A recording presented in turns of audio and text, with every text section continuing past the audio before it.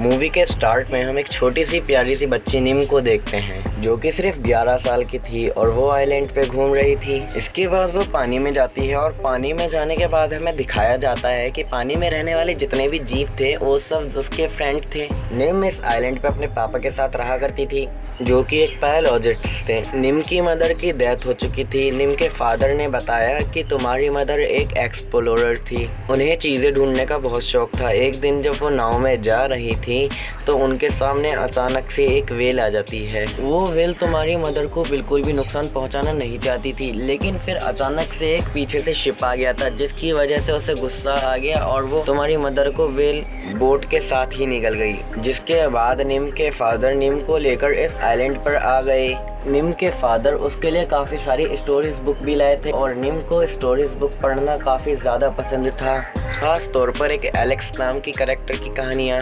उन कहानियों को पढ़ने के बाद निम को ऐसा लगता था जैसे वो भी उन कहानियों का हिस्सा बन चुकी हैं। इसके बाद मूवी में एक लेडी को दिखाया जाता है जिसका नाम अलेक्जेंड्रा होता है।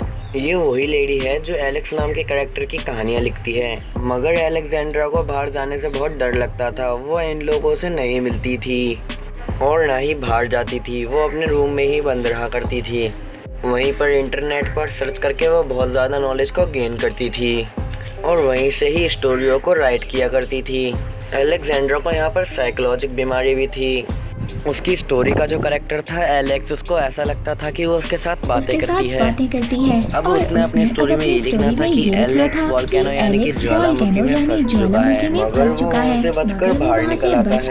उसको ये समझ नहीं आ रहा था कि वो अपनी कहानी में इसको कैसे प्रेजेंट करे। वो बहुत सारी पिक्चर्स को सर्च करती है। वहाँ पर उसको एक पिक्चर मिल जाती है जिसमें वो वोल्केनो माउंटेन को देखती है। उसको एक माउंटेन मिल गया था और ये माउंटेन जहाँ पर निम और उसके फादर रहा करते हैं। निम के फादर ने ही इस पिक्चर को अपलोड किया था।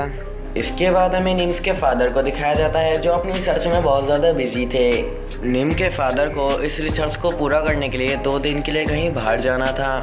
निम के फादर निम को अपने साथ जाने के लिए भी कहते हैं, मगर निम मना कर देती है और कहती है कि कुछ दिनों में मेरे कछुए ने अंडे देने हैं और मैं यहीं पे रहूँगी। इसके बाद नीम के फादर यहाँ से चले जाते हैं और कहते हैं कि बेटा अपना ख्याल रखना। नीम के फादर को ना चाहते हुए भी नीम को अकेले छोड़ के जाना पड़ता है। नीम अब इस आइलैंड पे बिल्कुल अकेली थी। अब वो रात को ऐसे मस्ती करते हुए अपने फादर के कंप्यूटर तक पहुंच जाती है। वो देखती है, उसको पता चलता है कि उसके फादर की एक मेल आई है। जब ये मेल वो ओपन करती है तो देखती है कि ये मेल अलेक्जेंड्रा ने किया था, पर यहाँ पर उसने अपने नाम की बजाय एलेक्स के नाम पे मेल किया था। नीम जब इस मेल को पढ़ती है तो उसे बहुत ज़्यादा खुशी होती है। वो सोचती है कि जिस कैरेक्टर की वो कहानियाँ देखती है उसी ने उसको मेल किया है और उस मेल में ये लिखा हुआ था कि नेक्स्ट डे एडवेंचर के लिए मुझे तुम्हारी हेल्प की ज़रूरत है। और नीम भी यहाँ पर रिप्लाई कर देती है। वो लिखती है कि ओके, हम तुम्हारी हेल्प के लिए तैयार हैं। जब अलेक्जेंड्रा इस रिप्लाई को देखती है तो वो भी बहुत ज़्यादा खुश हो जाती है और फिर वो अपनी कहानी दोबारा से लिखना स्टार्ट कर देती है। उसके सामने उसकी कहानी का कैरेक्टर जिसका नाम एलेक्स है वो उसके सामने आके बैठ जाता है और वो उससे बातें करने स्टार्ट कर देती है। पर यहाँ पर हमको पता है कि अलेक्जेंड्रा सिर्फ एलेक्स की एक इमेजिनेशन है और कुछ भी नहीं। पर यहाँ पर एक और ट्विस्ट है। अलेक्जेंड्रा अपने जिस फेवरेट कैरेक्टर से बात किया करती थी उसकी शक्ल हूबहू नीम के फादर की तरह मिलती है। इसके बाद आइलैंड पे हमें नीम दिखाई जाती है जो कि अपने सैटेलाइट फ़ोन से अपने फादर से बात कर रही होती है। वो बताती है कि मेरे कछुए ने भी बहुत ज़्यादा अंडे दिए हैं।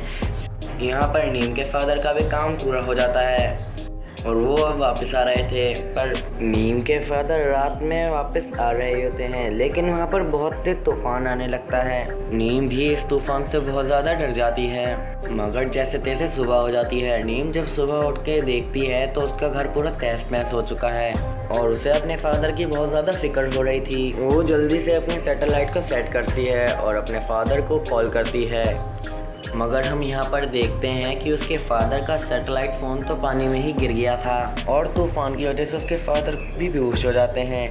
मगर अचानक से उन्हें होश आ जाता है। उनकी बोट में बहुत ज़्यादा पानी भर चुका था, मगर फिर भी वो एक मशीन की मदद से पानी को बाहर निकाल देते हैं। यहाँ पर जल्दी से जल्दी नीम के फादर को वापस अपने आइलैंड पे पहुँचना था और उन्हें बहुत ज़्यादा भूख भी लग रही होती है। पर आइलैंड पे हमें नीम को दिखाया जाता है जो अपने फादर को लेकर बहुत ज़्यादा परेशान होती है।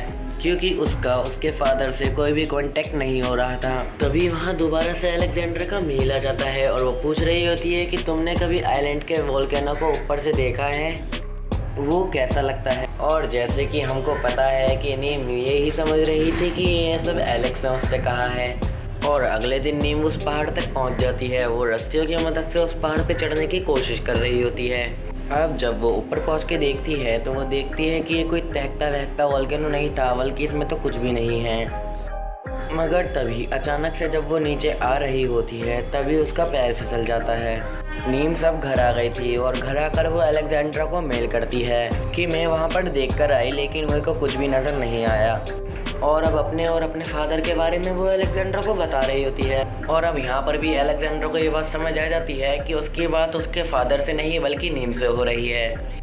हम आइलैंड पर नीम को देखते हैं जो दूरबीन से देख रही होती है कि उसकी तरफ एक शिप आता हुआ नज़र आता है और उस शिप में से कुछ लोग उतरते हैं और उस शिप का कैप्टन कह रहा होता है कि आइलैंड मुझे बहुत पसंद आया। और वो लोग यहाँ पर आके डिसाइड करते हैं कि वो लोग बहुत सारे टूरिस्ट को लाएंगे और यहाँ पर बहुत ज़्यादा पैसा कमाएंगे। नीम जो एक पेड़ पे चढ़ के ये सब देख रही थी उसे बहुत बुरा लग रहा होता है क्योंकि वो नहीं चाहती कि कोई उसके आइलैंड पर आए।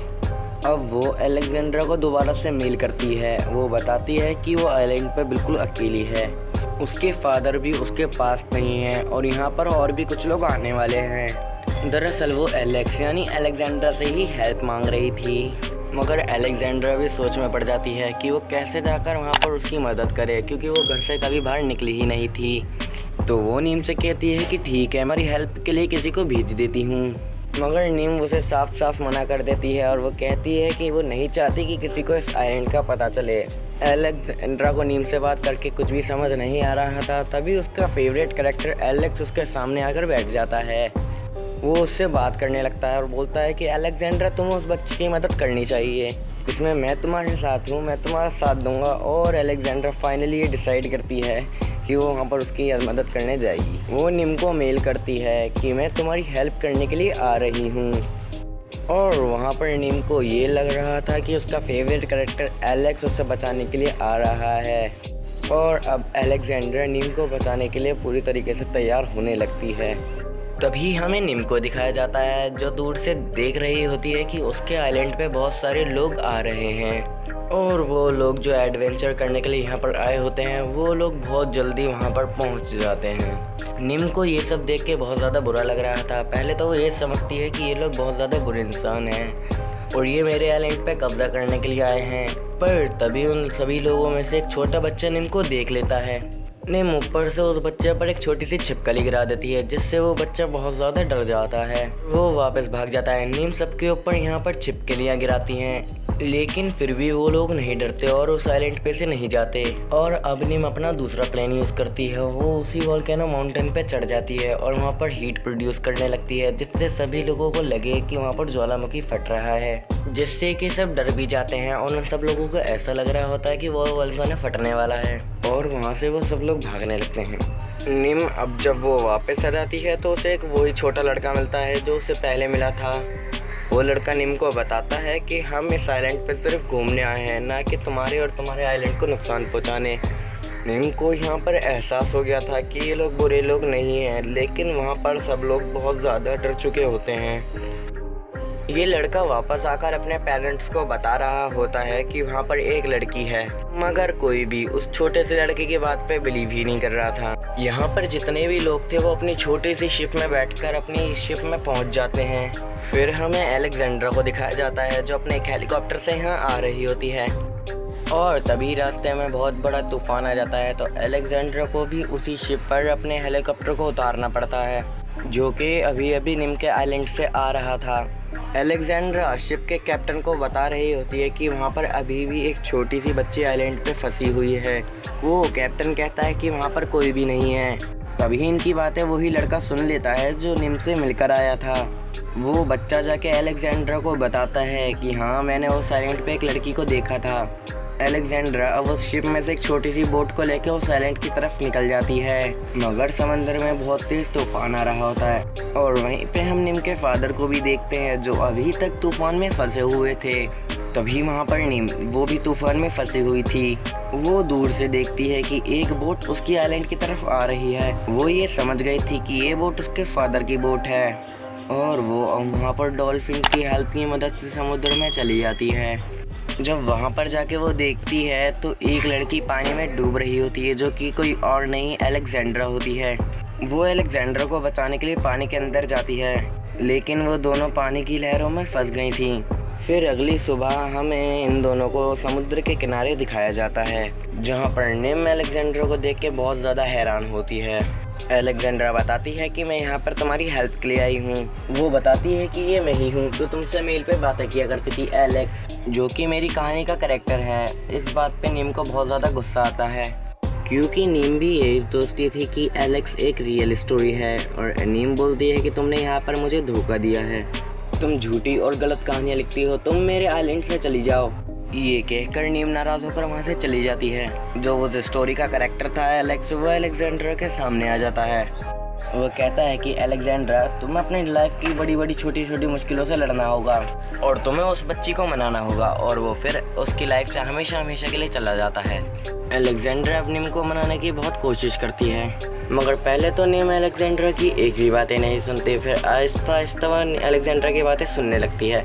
जब रात को ये दोनों खाना खाते खाते बातें करते हैं तो नीम मुझसे बताती है कि मेरे फादर सिर्फ 2 दिन के लिए गए थे और आज उनको 4 दिन हो गए हैं, वो अभी तक वापस नहीं आए, उन्हें वापस आ जाना चाहिए था।